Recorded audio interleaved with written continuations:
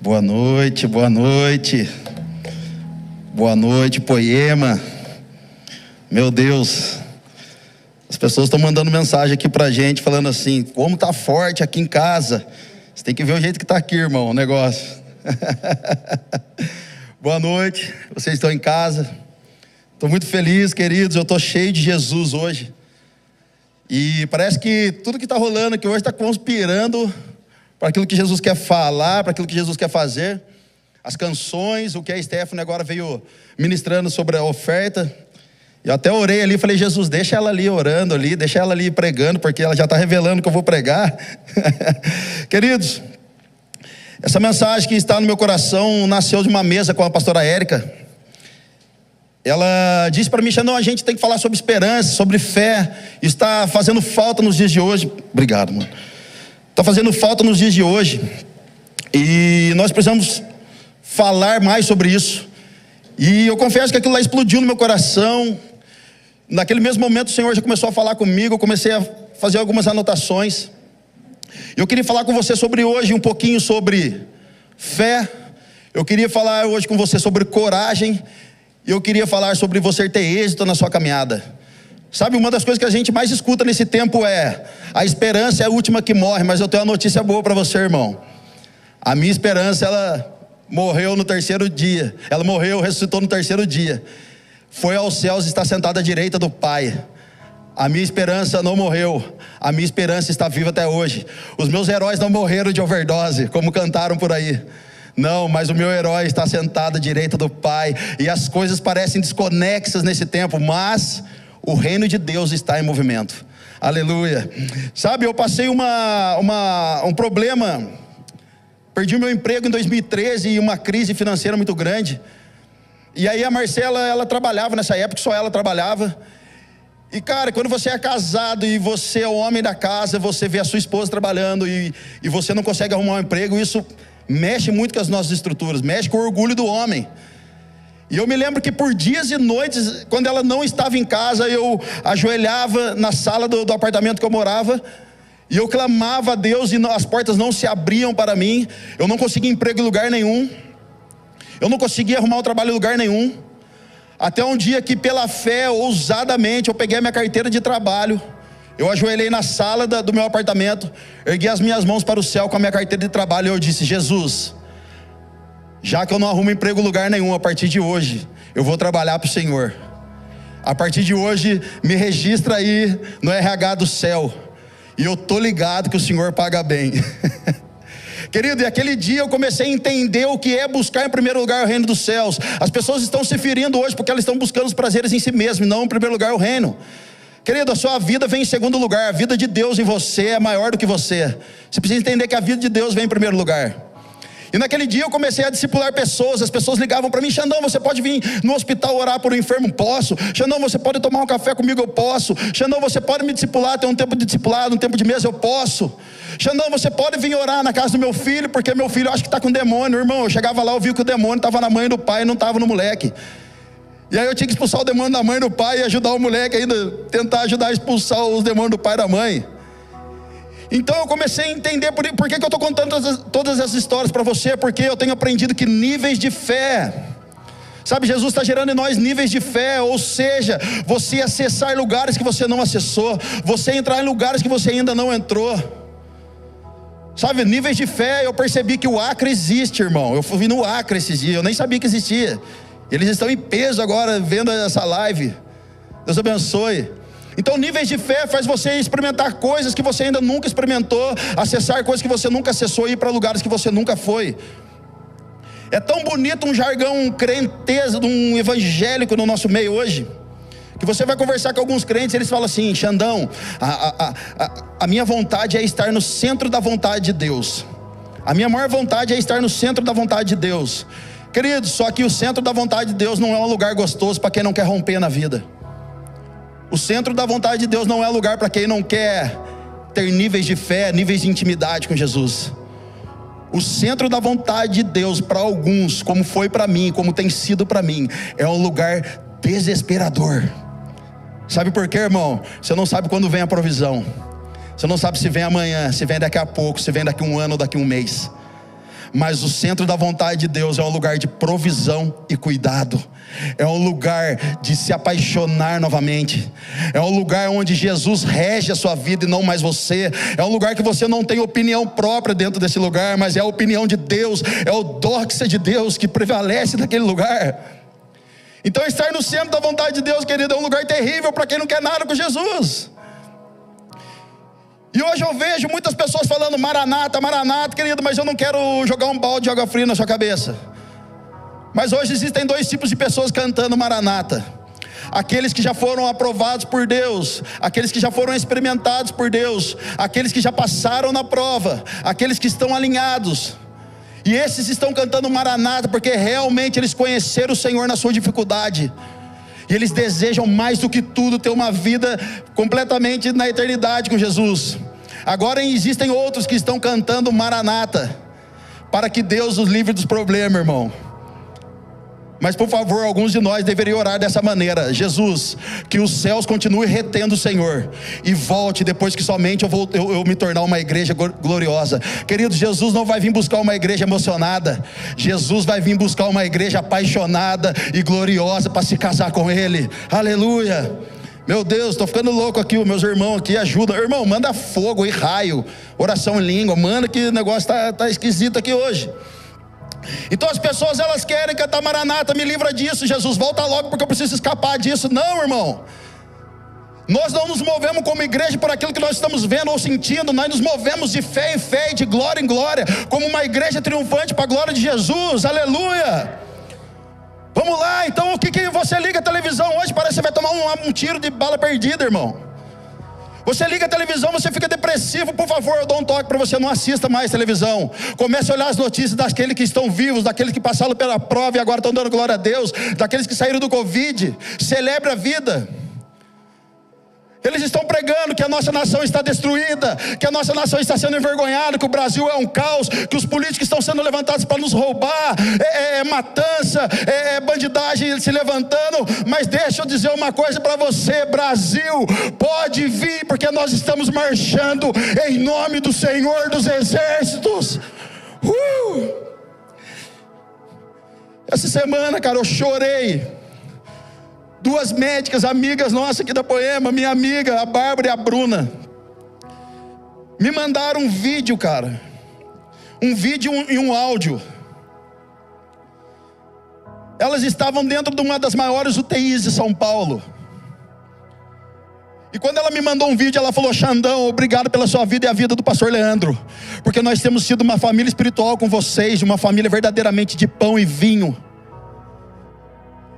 E ela falou assim: Xandão, olha esse vídeo, cara, nós pensamos em vocês na hora, vocês não estão aqui, mas vocês estão sendo representados com a gente aqui dentro. Gente, um monte de pessoas doentes, entubadas,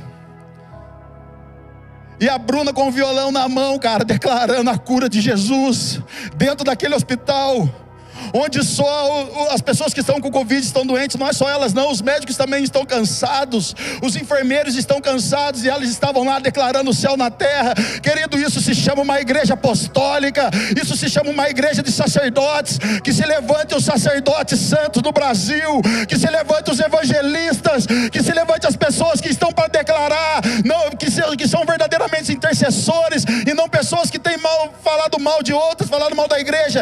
Que se levantem os sacerdotes na nação brasileira, em nome de Jesus. Vou tomar uma aguinha aqui.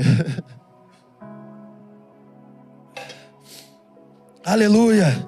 Jesus não vai vir buscar uma igreja emocionada, mas uma igreja triunfante, cara. Aqueles que têm permanecido queimando na dificuldade. Hoje nós recebemos a notícia de um grande irmão querido aqui, o Éder, faleceu hoje. A Jaque, esposa dele, mandou mensagem: querido, à tarde nós estávamos chorando e agora nós estamos celebrando Jesus. Que loucura é essa? Porque nós não estamos nos tornando uma igreja emocionada. Nós entendemos, Ele está num lugar melhor do que nós, e daqui a pouco a gente vai ver Ele novamente. De repente, daqui a pouco nós vamos estar com o Senhor, nós o veremos face a face e nos tornaremos como Ele. Aleluia. Abra comigo em Mateus capítulo 14, nós vamos mergulhar um pouco nesse texto. Mateus capítulo 14, verso 22.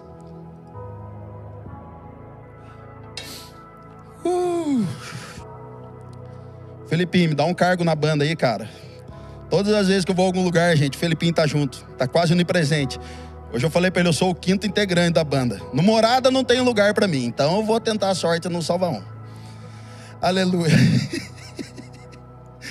Mateus capítulo 14, verso 22. Logo em seguida, Jesus insistiu com os discípulos para que entrassem no barco e fossem adiante dele para o outro lado, enquanto ele despedia a multidão. Tendo despedido a multidão, subiu sozinho ao monte para orar. Ao anoitecer, ele estava ali sozinho, mas o barco já estava a considerável distância da terra, fustigado pelas ondas, porque o vento soprava contra ele. Alta madrugada, olha o papo de Jesus, gente. Alta madrugada, Jesus dirigiu-se a eles andando sobre o mar. Para que isso? Para assustar os coitados. Quando o viram andando sobre o mar, ficaram aterrorizados e disseram, é um fantasma, e gritaram de medo. Mas Jesus imediatamente lhes disse, coragem, sou eu, não tenham medo. Gente, eu fui no final do ano passado, não me lembro. Eu fui numa cidade que perto de Taubaté, chamada Natividade da Serra, uma cidade de interior, de sítios, de roça, fazendas. E o meu amigo falou assim para mim, Xandão, vamos lá, ficar numa casa lá, num sítiozinho. E é uma casa após a represa. Eu falei, meu Deus, existe vida humana após a represa? Ele falou, existe. Eu falei, então vamos.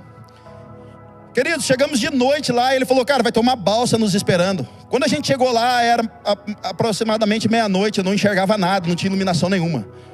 Quando nós fomos nos aproximando, eu falei, meu Deus, a balsa ali. E ele falou, cara, eu falei para você. E eu falei, tá, mas como que vai atravessar nessa escuridão? Não tem nenhuma lâmpada, nada, nenhuma luz, nada. Ele falou, Xandão, eles estão acostumados. Eu falei, misericórdia, cara. Se esse negócio afundar nessa escuridão, o que vai ser de nós? E naquele momento Jesus falou comigo sobre essa passagem. Porque, irmão, de verdade, se naquele momento eu visse alguém andando sobre as águas, eu ia gritar, é demônio, tá amarrado, mão para trás, mas eu não sabia que é Jesus. Porque o desespero é tanto. O desespero de muitos está tanto nesse momento, querido, que nós não estamos conseguindo discernir se é Jesus que está falando e fazendo ou não. Obrigado, Espírito Santo. A escuridão está tanto, cara. As feridas estão tantas que a gente não está conseguindo discernir se é Jesus que está vindo em nossa direção ou não. Mas o Felipinho cantou aqui, cara, a boa notícia é, ele vem, olhe para além dos montes. É de lá eu sei que virá o meu socorro. A minha esperança está no Senhor. Olha o verso 27. Mas Jesus imediatamente lhe disse, coragem, sou eu, querido. O vento batendo, a situação acontecendo, o Covid aí, pessoas falecendo, o caos estabelecido. Jesus poderia facilmente nesse tempo, cara, nesse tempo, nessa estação, falar para nós e falar para o mundo todo, cessa a Covid, cessa tudo. Ele poderia ter falado naquele dia com os discípulos, cessa o vento, cessa o mar, cessa as águas. Mas sabe por que Jesus não fez isso, irmão? E Jesus falou para mim hoje, essa manhã, sobre isso. Jesus está forjando em mim e em você um caráter de fé. Mas Xandão, para que um caráter de fé? Para que nós sejamos uma voz profética na nação. E para se tornar uma voz profética na nação, querido, vem por meio da experimentação. É onde não existe vida, você está profetizando a vida ali. É onde ninguém vai no seu GC, ninguém quer sentar na sua cadeira, como eu já fiz isso várias vezes. Ora sozinho pelas cadeiras, declarando que um dia vai ter pessoas sentadas ali. É declarar para aqueles que estão morrendo, declarar a vida de Deus sobre eles. É declarar para aqueles que estão perdidos, volte para o Senhor, pois o Senhor ainda tem grandes obras na sua vida. É quando você perde o neném, cara, e você não sabe o que fazer, porque é só Deus que está controlando isso. É só Deus que está cuidando disso, você não tem o que fazer. É quando você está há anos orando para engravidar e parece que não engravida. E no segundo tempo, parece que Jesus fala, cara, ele se tornou uma igreja incrível, eu vou abençoar essa pessoa. Querido, uma voz profética vem em meio a dores, uma voz profética vem em meio a lágrimas. Nós estamos nos tornando uma voz profética. Sabe o que é o mais incrível para Jesus usar eu e você? Então se alinha, irmão, porque profeta quando não está alinhado, Jesus tem que usar a mula para falar. Jesus tem que fazer o galo cantar. Profeta precisa se alinhar, cara, para que os bichos fiquem sendo bicho e a gente venha a ser profeta e homens e mulheres de Deus cada vez mais. Aleluia. Então olha que legal, Jesus gerando em nós um caráter de fé, para nos tornarmos uma voz profética. Agora coragem. Coragem, meu irmão, minha irmã, coragem. Xandão, mas eu tenho medo. Coragem. Sabe por quê? Porque o medo te paralisa. Tudo que eu tenho medo me controla e me paralisa. Tudo que você tem medo te controla e te paralisa. Mas a coragem não, a coragem você tem medo, mas você confia naquele que está te chamando. O meu pai me levava aqui em Ubatuba, cara. No porto de Ubatuba, no cais, no famoso cais. E meu pai falava assim para mim e para o meu irmão: vai lá, pula porque o pai já pula atrás de vocês. Eu falava: não, pai, é muito alto. Pula o senhor primeiro, morre o senhor primeiro. Depois eu com meu irmão pula. E meu pai falava: tá louco, vocês são muito frouxos. Querido, meu pai vinha correndo, tomava impulso e dava aquele pulo bonito lá no mar. E quando ele subia nas águas, ele falava: pode vir que eu estou aqui. Eu e meu irmão ficávamos tão confiantes naquilo que a gente pegava um embalo maior, vinha e se jogava, sabe por quê? A gente tinha medo, mas quando meu pai estava lá embaixo dizendo: podem vir que eu seguro vocês, a gente tinha coragem, ou seja, tinha medo, mas a gente estava confiando naquele que está nos chamando. Querido, Jesus já morreu por você, se joga. Jesus já fez tudo, se joga. Não tinha um louvor antes que cantava assim: extravasa, libere e jogue tudo pro alto. Não tinha um louvor assim? Já dizia Mano Brown, cara: tenha fé porque até no lixão nasce flor, irmão. Isso é uma revelação muito louca. Onde está a sua confiança? Onde está a minha confiança? Eu vou responder para você onde a nossa confiança deve estar alicerçada. A Stephanie falou algo aqui poderosíssimo sobre os montes de Sião. Os que confiam no Senhor são como os montes de Sião que não se abalam. Querido, o monte Sião nem é o monte mais alto, mas a sua base ela é bem estendida, por isso ela aguenta mais as pancadas. Ela aguenta mais terremotos, ela aguenta mais a ventania, aguenta mais os ventos, aguenta a chuva de pedra, tudo acontece, mas ela não se abala, porque a sua base está bem consolidada. Que a minha base e a sua vem estar muito bem consolidada em Cristo Jesus. Então olha só onde a nossa confiança deve estar alicerçada. Salmo 139. Se eu subir aos céus, lá estás. Se eu fizer a minha cama na sepultura, também lá estás. Se eu subir com as asas da alvorada e morar na extremidade do mar, mesmo ali a tua mão direita me guiará e me sustentará. Mesmo que eu diga as trevas me encobrirão e que se tornará noite ao meu redor, verei que nem as trevas são escuras para ti. A noite brilhará como o dia, pois para ti as trevas são luz. Aleluia, querido, eu tenho uma palavra para você. Jesus não tem medo do escuro.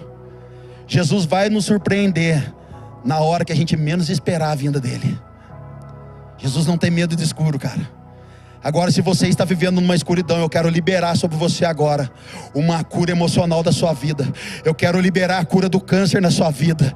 Eu quero liberar, querido, a depressão vai embora em nome de Jesus. Eu quero liberar sobre você, vai embora o Covid, a cura do Covid. Se você está com a sua família na sua casa, impõe as mãos agora. Se torna uma voz profética no meio do caos, porque nós somos chamados para brilhar em meio ao caos. Então estende a sua mão. Dor no corpo vai embora, dor na coluna vai embora, dor no peito vai embora, dor nos ombros, dor de cabeça, dor na nuca, dor nos pés, dor nas pernas, vai embora em nome de Jesus. Problemas de fígado, problemas no coração, problemas de estômago, vai embora. Problemas de rim, vai embora em nome de Jesus. E eu libero agora pelo poder do sangue de Jesus, a cura e a restauração de você e da sua família em nome de Jesus.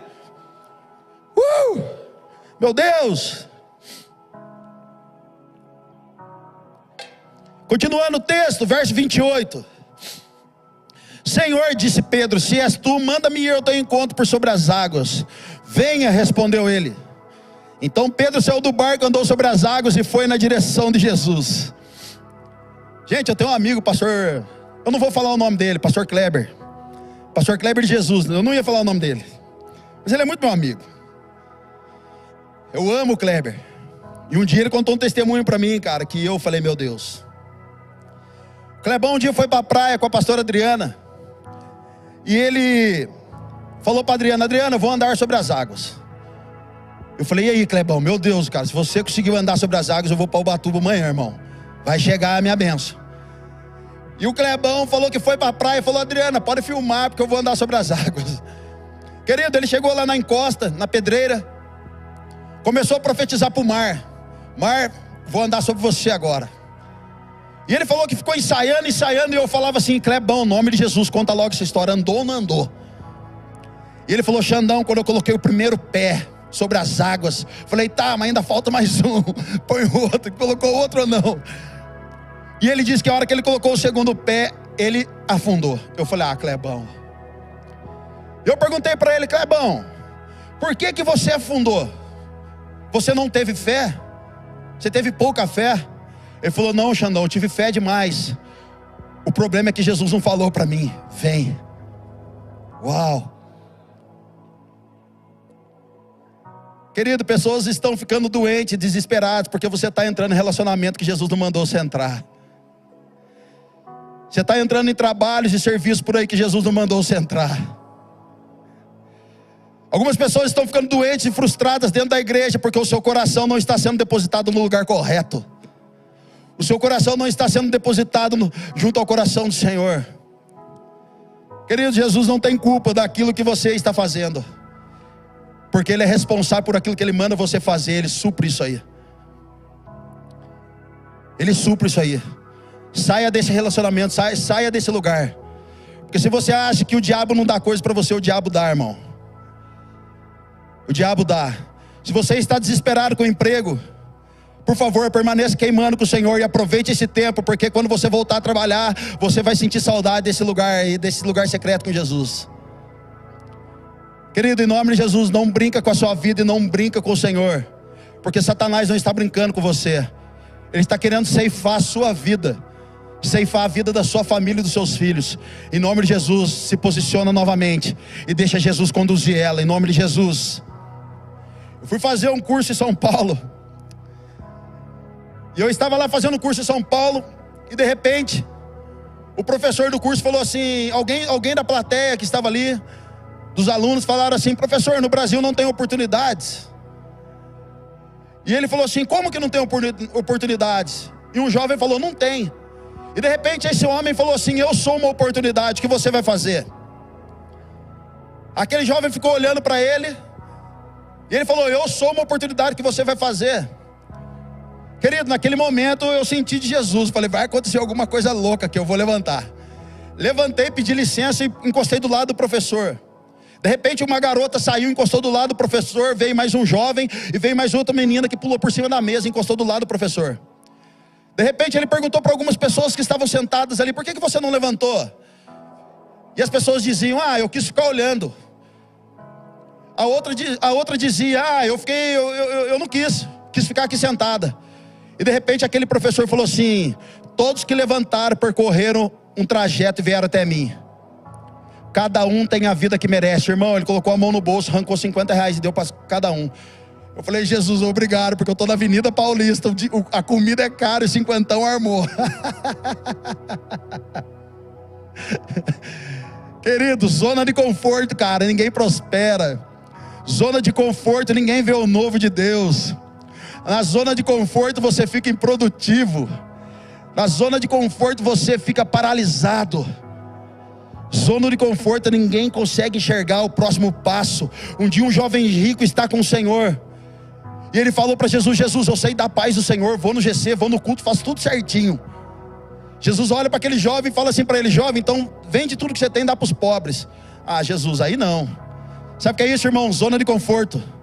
Um dia Jesus chega numa cidade de Gadara, liberta um jovem, qual o apelido era Gadareno. Existia uma legião de demônios dentro dele. Jesus liberta esse jovem e fala para que os demônios entrem na manada de porcos. E quando aquelas manadas de porcos caem numa ribanceira e morrem, todos da cidade, ao invés de celebrar a libertação de uma pessoa, eles querem apedrejar Jesus e mandam Jesus embora, porque aquela manada de porcos era a única fonte de renda daquela cidade. Sabe o que é isso, irmão? Zona de conforto. Na zona de conforto ninguém entrega nada, irmão, você retém tudo. Mas os filhos verdadeiramente de Deus, cara, de uma igreja paternal, de uma igreja triunfante, não retém nada, ela dá tudo para todos. Aleluia, Aleluia. Continuando, verso 30. Mas quando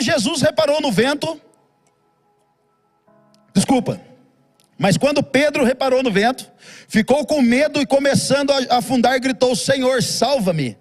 Imediatamente Jesus estendeu a sua mão, segurou e disse: homem de pequena fé, por que você duvidou? Quando entraram no barco, o vento cessou. Então os que estavam no barco adoraram, dizendo: verdadeiramente tu és o Filho de Deus. Querido, eu tenho uma mensagem no meu coração que o Leandro um dia falou para mim.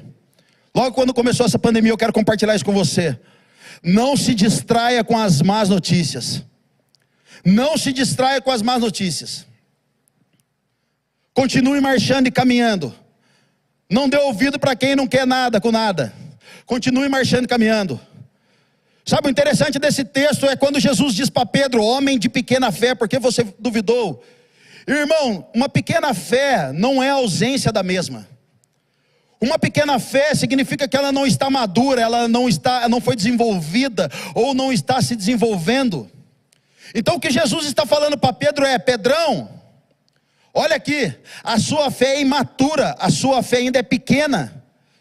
Desenvolva a sua fé, porque quando chegar o tempo que eu não estarei mais com você, chegará o tempo da dificuldade, chegará o tempo onde terá pandemia, chegará o tempo onde teremos Covid, um monte de coisas. Se você não estiver alicerçado numa fé maior, numa fé íntegra, você vai voltar para trás. Então Jesus estava dando um alerta para Pedro. Por quê, irmão? Porque tudo que é pequeno e não tem investimento está propenso a desaparecer. Se você tem uma fé que ainda não foi desenvolvida, está propensa a desaparecer se você não manter essa fé em alta. Xandão, e como eu desempenho essa fé? Vida com Deus, sacerdócio, secreto, nós estamos falando isso há 13 anos. Quantos de nós não estão no nosso meio mais porque não desenvolveram a fé que deveria e hoje não estão no nosso meio? Ou você esqueceu que você não poderia ter filho, querido, e Jesus te deu um filho, mas agora você não glorifica mais? Ou você se esqueceu que você não tinha dinheiro, Jesus te deu dinheiro, mas agora você não se lembra mais?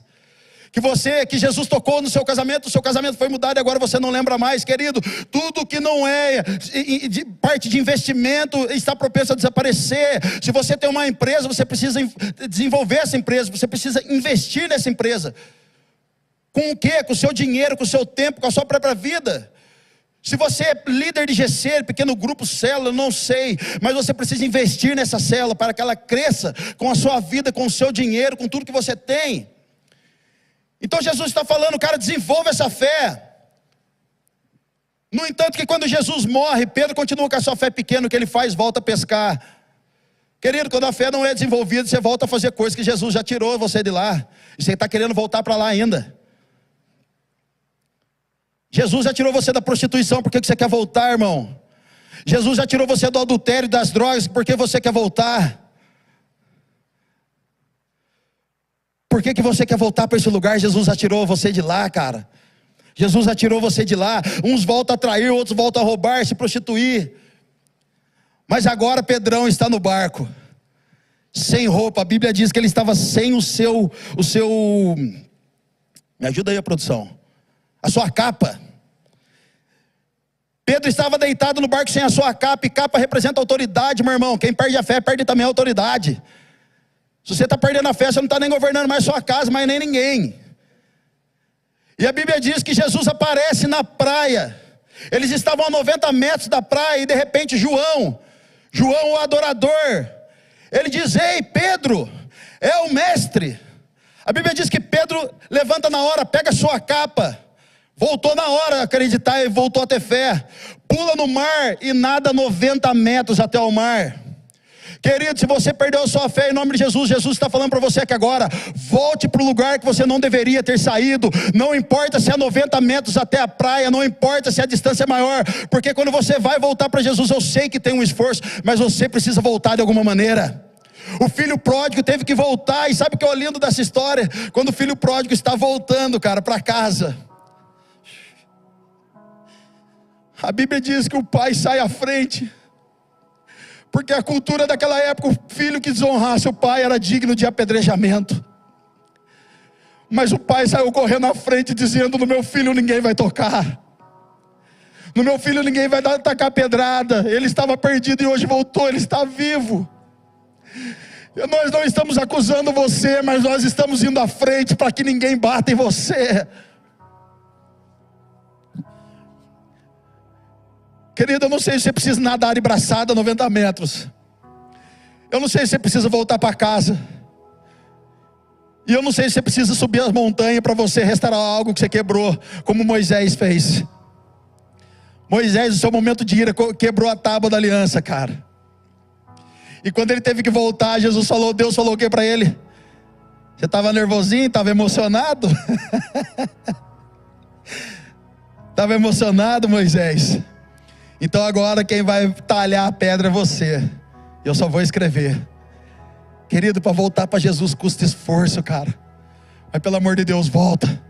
Eu não sei se é de braçada, se você tem que voltar para casa, ou se precisa subir a montanha para restaurar a tábua. Eu não sei. Você que está aí, cara, quer entregar a sua vida para Jesus. Entrega a sua vida para Jesus. Eu estou fazendo um apelo para você. Deixe seu telefone aí, seu WhatsApp, nós vamos entrar em contato com você de alguma maneira. Semana passada um jovem entregou a vida dele para Jesus no YouTube, assistindo essa live. Entrega sua vida para Jesus, volte para Jesus novamente. Nós queremos sair à frente, cara. E se tacarem pedras, nós vamos proteger você. Se xingarem você, nós vamos entrar na frente, porque nós iremos declarar: o filho estava morto e voltou para casa. Aleluia, aleluia.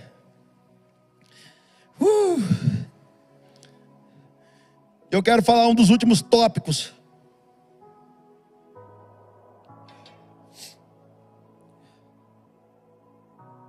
Meu Deus, cara. Querido, eu falei da fé. Eu falei da gente ter coragem. E não vergonha, mas coragem.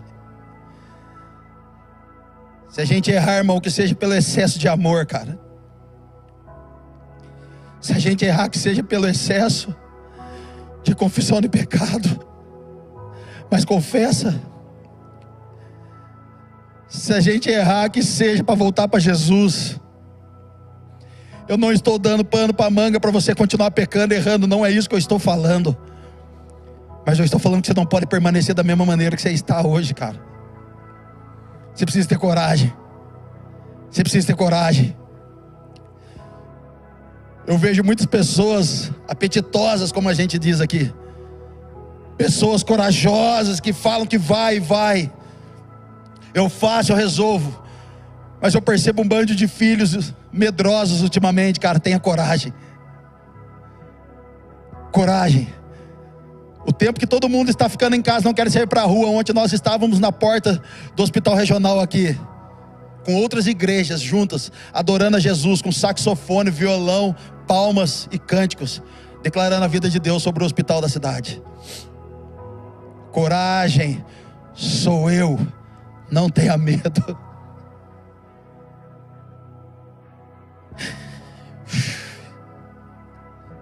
Coragem, sou eu, não tenha medo. Não tenha medo, sim, diz o Senhor, querido.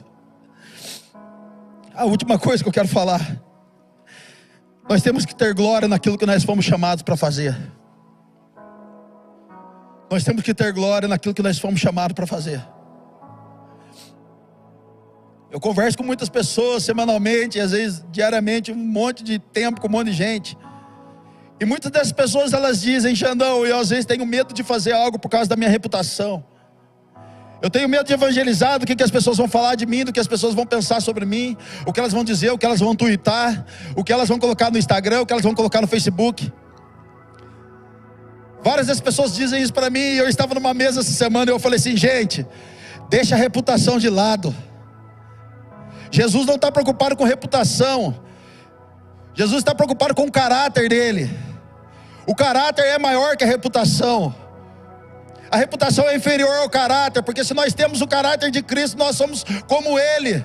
E Cristo em nós, a esperança da glória. Já dizia um pastor aqui no Brasil: tudo que as pessoas poderiam acessar de Jesus estava em Deus. Quer dizer, tudo que as pessoas poderiam acessar de Deus estava em Jesus. E tudo que as pessoas podem acessar de Cristo hoje está em nós. Então o caráter é maior que a reputação, irmão. Quem gosta de reputação é rede social. Quem gosta de like e seguidor é redes sociais. Em João capítulo 6 diz que Jesus estava com palavras duras, dizendo para o povo e para os discípulos: eu sou o pão vivo que desceu do céu, vocês vão comer, vão ter parte comigo, precisam beber do meu sangue para ter parte comigo. E de repente alguns discípulos falaram assim: Jesus, o povo está indo embora porque as palavras são duras. Jesus olha para os discípulos e diz assim: vocês não querem ir também? Vocês não querem ir embora também? Sabe por quê, querido? Porque quando se prega o evangelho de verdade, os interesseiros que querem reputação vão embora, mas atrai os pecadores, querido.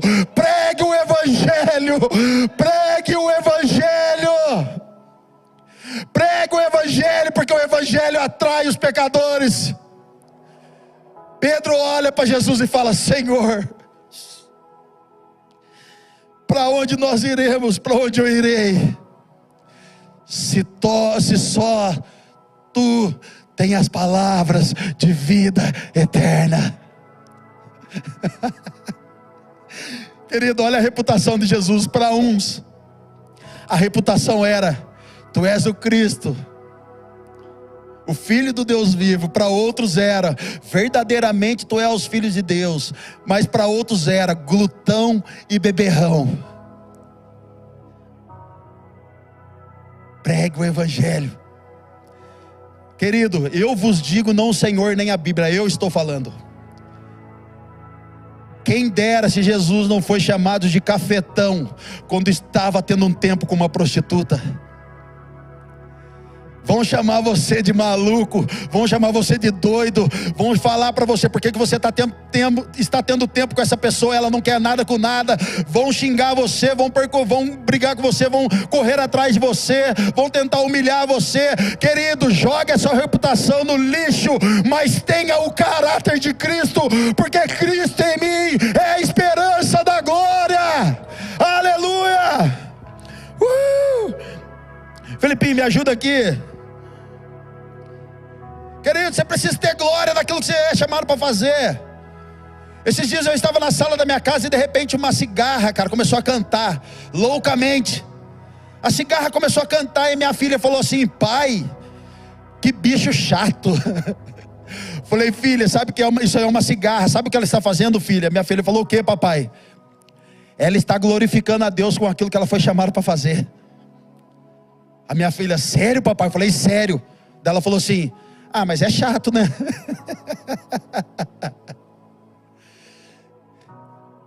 Querido, a glória da cigarra é cantar, a glória do homem é refletir a glória de Deus.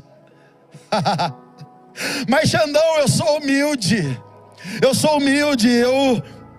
eu faço as coisinhas quietinho. Irmão, sabe o que é humildade? Vou falar para você o que é humildade. Humildade é você fazer o que você tem que fazer sem subir para a cabeça, irmão. Humildade é você saber que você é filho de Deus, fazer o que tem que fazer, mas não subir para a cabeça. Isso é humildade. Vou contar uma história para você. Um dia eu estava num casamento. Eu estava num casamento abençoado e ali tinha uma mulher, uma famosa de uma grande emissora aqui no Brasil. E aquele dia eu preguei o evangelho nesse casamento, foi maravilhoso. Eu não sei se posso falar o nome dela aqui, mas eu vou falar: Sabrina Sato. Se esse vídeo chegar até ela: Sabrina Sato, eu amo você, a minha casa ama você, Jesus te ama e Jesus pode entrar no seu coração e mudar toda a sua história. Eu te amo, nós te amamos, a Poema te ama. E aí, irmão, a Sabrina Sato falou: pastor, que bênção a palavra, vamos tirar uma foto aqui, irmão. Quando ela falou isso, subiu para a cabeça na hora. Eu falei: meu Deus, subiu para a cabeça na hora. Eu e minha esposa tiramos uma foto, a minha filha também, a minha filha foi da minha. E quando eu estou saindo, eu falei para minha esposa: amor, você viu? Sabrina Sato, pô, tirou foto. A minha esposa olhou para mim e falou assim: então, ela é a Sabrina Sato, você quem é? Eu me senti como os 7 filhos de Seva em Atos dos Apóstolos, quando foram expulsar um demônio. Aí o demônio falou assim: ó, Paulo a gente conhece, Jesus também, vocês quem são? Obrigado, mulheres, por nos fazer voltar para a terra. Então, querido, humildade é você ter que fazer o que tem que fazer sem subir para a cabeça. E o último testemunho que eu quero dar: eu fui convidado para ir num grande evento numa cidade próxima aqui, Taubaté. E quando me convidaram, era um evento grande, um evento público, aberto na cidade, no centro da cidade. Tinha um palco imenso e ia estar ali alguns nomes de destaque do mundo cristão hoje. E eu fui convidado para estar lá. E eu falei para minha esposa, vamos comigo, você e a Malu. Cara, quando a gente chegou lá, eu falei, amor, vai ter umas 5.000 pessoas. Eu vou adorar Jesus, eu vou fazer apelo, vou pregar, vou dar tudo que eu tenho. Irmão, quando eu chego no evento, o evento não tinha ninguém. Estava eu, o técnico de som, a banda, a minha esposa e a minha filha. Um palco imenso, do tamanho do Rock in Rio. Uma estrutura maravilhosa, do lado um monte de barracas, quiosques de comida. E mais ninguém no evento. Falei, Jesus, cadê o povo? Eu trouxe a minha melhor mensagem hoje, Jesus. E quando eu percebi aquela situação, irmão, eu corri para dentro do banheiro. O rapaz falou para mim, pastor, já você prega. Eu falei, meu Deus. Corri para dentro do banheiro, ajoelhei dentro do banheiro e eu falei, Deus, eu vou fazer o meu melhor aqui hoje. Esqueci de um detalhe, tinha um bêbado dormindo. Eu falei que seja só para aquele bêbado, ainda que eu pregue para as árvores, ainda que eu pregue para a minha esposa que está ali, para o técnico de som, mas eu vou pregar. Querido, eu entrei, o rapaz me chamou, eu entrei no palco, sozinho naquela praça. E eu comecei a pregar, e de repente eu falava, amém igreja, saía até eco. A minha filha lá embaixo, amém papai. E eu pregando, querido, no final da mensagem eu estava em prantos. Quando eu olho para dentro do quiosque de comida, estava uma mulher ali. Uma mulher de Deus, uma missionária, uma profeta. Aquela mulher estava em prantos. E era a mulher que profetizou na minha vida há 12 anos atrás aquilo que eu estou vivendo hoje. Ela em prantos, ela olhou e falou, Jesus, pode me levar, porque hoje eu vi a glória de Deus. Querido, sabe o que eu quero dizer com isso? Não importa se você tem uma pessoa para pregar, não importa se você vai falar com um bêbado, se você vai pregar para uma árvore, se tem 50.000 pessoas, 10.000, 500.000 pessoas, você precisa pregar o evangelho, porque Jesus te deu autoridade para pregar. Não importa se tem público ou se não tem público, nós precisamos manifestar a glória de Deus, manifestar aquilo que fomos chamados para fazer para a glória de Deus. Não importa a sua reputação e nem a minha. Importa Cristo em mim, a esperança da glória, cara. Feche seus olhos aí na sua casa. Vamos adorar um pouquinho, vamos cantar um pouquinho. Pai, em nome de Jesus, fortalece meus irmãos. Pai, em nome de Jesus, potencializa o chamado. Potencializa, Senhor Jesus, o talento e o dom agora. Pai, fortalece os joelhos que estão se dobrando, estão se cansando. Fortalece os lábios que não conseguem mais declarar vida, que não conseguem mais profetizar. Fortalece as famílias, Pai, que têm perdido entes queridos. Nós também perdemos, mas nós estamos aqui. Querido, você irá se tornar uma voz profética. Através da dor, através da lágrima, nós veremos a glória de Deus. Eu creio e eu verei a glória de Deus. Eu creio que uma estação nova vai vir sobre o Brasil, sim. Porque quanto mais amassa a uva, irmão, mais sai o caldo dela e melhor é o vinho. O melhor vinho está sendo guardado para o final.